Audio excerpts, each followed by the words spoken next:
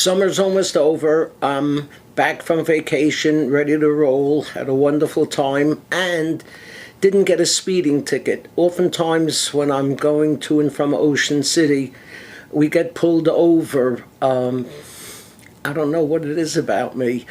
But 2 years ago, we were pulled over, and I said to the state trooper, "Officer, why are you pulling me over? I'm going the same speed as all the other cars on the road." And he said, "Well, you're going 68 and a 55, and you're driving a Maserati." I didn't want to argue with him.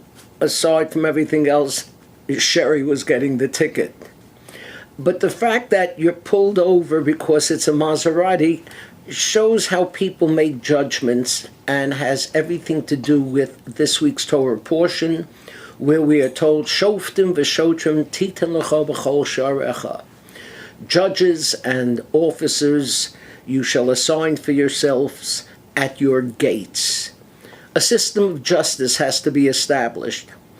It's interesting that it says at your gates. Why is that the place for putting this system of judgment?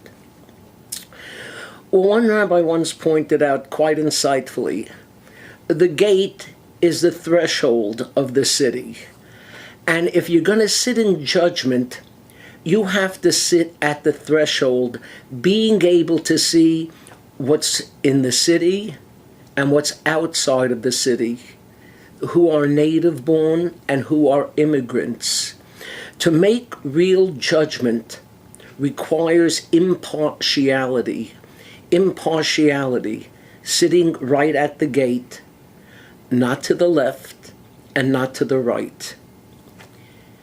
We've lost sight of that these days. When I was growing up, it seems like it was shortly after the Civil War, you got your news from either ABC, CBS, or NBC.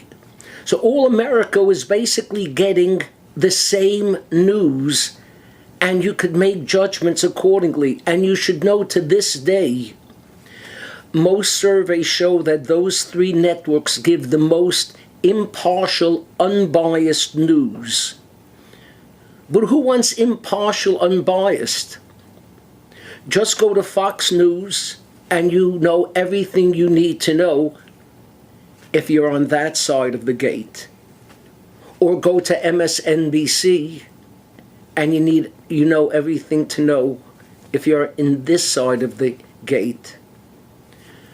But we're not all coming from the same threshold, and so we're bound to see things differently, and that's dividing America.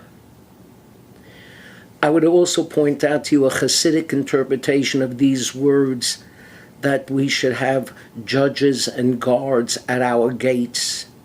The Hasidic masters point out that each one of us has gates, ears, nose, throat, and we have to be very careful to put guards at those gates, so we're careful about every word we say and everything we see and everything that we hear, especially at this time of the year, as we're getting closer to the high holidays, when God stands in judgment of us.